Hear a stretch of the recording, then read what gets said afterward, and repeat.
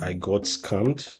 I got scammed of 220,000 naira, which is roughly $200. This is how it happened. The best of the best, East Coast Prince. I know it's better than the rest. East Coast Prince, the rapper no one contest. East Coast Prince. So, guys, yeah, it's been such a long time since I was here, and there's so much to talk about. So, firstly, well, I've moved into a new apartment. As you can see, the background is very different. But let me talk about something that happened to me while in the course of moving in, and that is that I got scammed. I got scammed of 220,000 naira, which is roughly $200. Yeah. So this is how it happened. Well, in the course of moving in, we're trying to find things for our apartment, trying to find things for the house, and trying to put the house together. So we already had a budget to which we'll spend from to get our house together. One of the things we wanted to do was to get a proper AC for our room. So of course, we have nowadays we have declutter pages where people that have items they want to sell off. So apparently I'd patronized a declutter page before, and I and my wife went online to look for some good items. We're actually searching for an AC in a declutter page, and on trying to find an AC, we saw one that was quite attractive.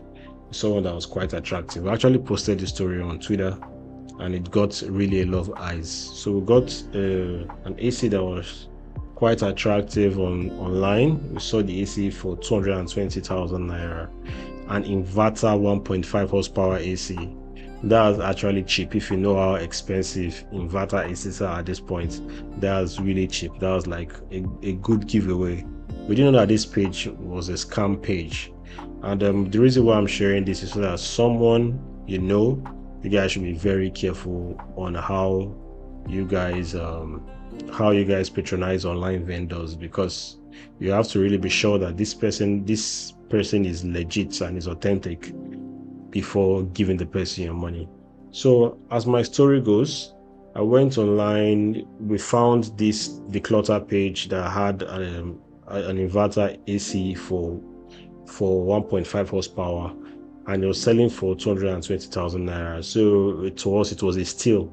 And my wife was like, let us get this as soon as possible. Let's get this inverter AC, because if we don't get it now, we might lose out on the deal. One thing about declutter pages is that good deals like that, they easily get sold out. There were a lot of things we didn't look out for, which made us fall into the trap. And some things were the fact that the person's comment section was locked, so there were no comments there, and also they sold out. There were really no items declared sold out, and these things were things that we didn't really look out for. We were just exploring, and because we've done successful deals with some other declutter platforms, we just expected that they were still very legit declutter platform, not knowing that we were just about to give our money to scammers. So apparently on this fateful Sunday evening, my wife was like, let's pay for the AC. So I engaged the person online. I went to the person online. We had our talk, and if you check, we even had a conversation on WhatsApp. So on WhatsApp we had a conversation, and in our conversation I asked for how do they do the process. We know that usually on the declutter platforms you pay in full to secure the property, then you go for inspection, and if you find the property actually worthy of your buy, you tell the declutter platform to pay the money, or you get a full refund if you don't find the property good enough for your buy. So when we spoke to the person actually confirmed that they received the money. We paid them the money. And one of the red flags we didn't look out for is the fact that this person gave us a PalmPay account. One thing about fraudsters and vendors that are not authentic, they will barely give you a proper bank account, because a proper bank account needs to be linked to a BVN number. And this person gave us a PalmPay account, and I paid to this PalmPay account expecting to receive the details of the seller. And because I was too busy that day, to be honest, I didn't even follow up on the details of the seller. It was the next day when we were supposed to go for inspection. I decided to check on the details of the seller, and lo and behold, I didn't get it. This person never sent it to me. And I tried calling the WhatsApp line. The WhatsApp line refused to pick up the call. I tried going back to the Instagram and talking to this person, and this person refused to pick up the call. And just for the fact that I didn't get the seller's detail after 24 hours, I knew I'd gotten scammed. To be honest, as I asked the person, as I called the person and he couldn't go, I knew I was scammed. I told my wife immediately that we've been scammed. I told her we've been scammed. And to be honest, it's something that would have been avoidable if we were more careful. It was our carelessness that led us to that. So I tried reaching out to the person. The line didn't go through. My wife tried buying that AC again from the person with her own personal account, and the person said it was available. So it just showed that this person is actually a scammer. Went to the page of the person. We saw that this person had no comments. The comment section was locked. The pictures they used as the owner's details, as the owner's picture, were all fake pictures. The face they used there was the face of another person. It was fake pictures. Then the PalmPay number, I tried porting to PalmPay. PalmPay confirmed that number was a POS line. It was not even somebody's legit account number. It was a POS line. And I told PalmPay, I reported to PalmPay. I also reported to my bank. I used Pocket App to pay the money. I reported to Pocket App, and yet PalmPay said they couldn't really do anything until I get a police report. I looked at it and I thought about the effort I was spending trying to retrieve my money with a police report and how much I would still have to pay police. And I just decided to let it go, to be honest, because I knew that chasing it would be futile. Actually, the feedback I got when I posted it online. When I posted it online on Twitter, I got a lot of eyes to see it.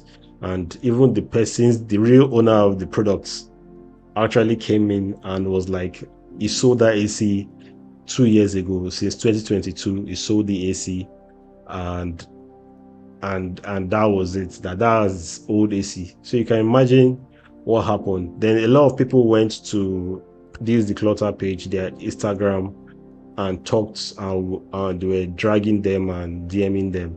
So these Declutter scammer people, they changed the name of the account. Then at some point they had to deactivate the account because it seems they were getting a lot of reports due to our statements that way, because I made it very public on Twitter. So they got a lot of reports and they deactivated the account. So, but what has this taught me? What are the lessons learned from this? So firstly, the first lesson I learned is just to be careful when doing anything with an online vendor. The fact that you had a successful transaction with one vendor doesn't mean that the transaction will be successful with another vendor. There are things to look out for. Firstly, look at their comments, look at their recent comments, look at their likes, and also check if their account has changed its name more than twice. Once the account has changed its name more than twice, you know that this account is a scammer's account. So you can check that. You can go to settings and check the history of the handle. You'll see the number of times the account has changed their name. You'll know if that account is a fake account or a genuine account. And that thing is, I think for Declutter pages, you have to be very, very careful when dealing with a Declutter page, because you still have to pay the money before seeing the product. At least for most Declutter pages and the ones I've used, you have to pay the money in full before seeing the product. So you have to verify the Declutter page. Then also never pay to an account that is a microfinance bank. PalmPay, OPay, those accounts are no. Don't pay to those accounts if you are dealing with a vendor. Pay to an account that you know that this person has linked the account to a BVN. A standard bank account where you can visit the bank and make a report. Pay to those kind of accounts, because for OPay and PalmPay, you use your phone number and they can use different fake phone numbers to open these accounts.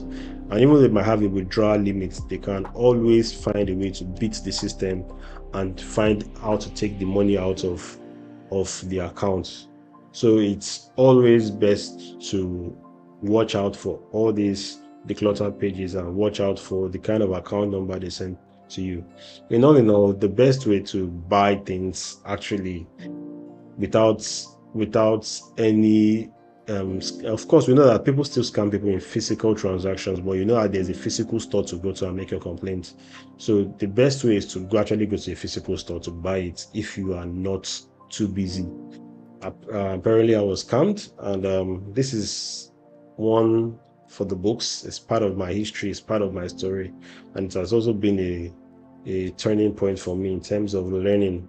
This is the first time I'm officially scammed of such a high amount of money, and I never thought one day I'll be scammed in this kind of way, and I fell for this. So my people, this is the end of my story. I hope you guys enjoyed it. This is just me telling you my reality as it is. Hope you like the new space. This is where I'll be shooting from now. It's an upgrade from where I was before. So yeah, that's my story. Please don't forget to like, don't forget to subscribe. I'll go by the name East Coast Prince, and I'll see you on the next one. And with that being said, my people, peace.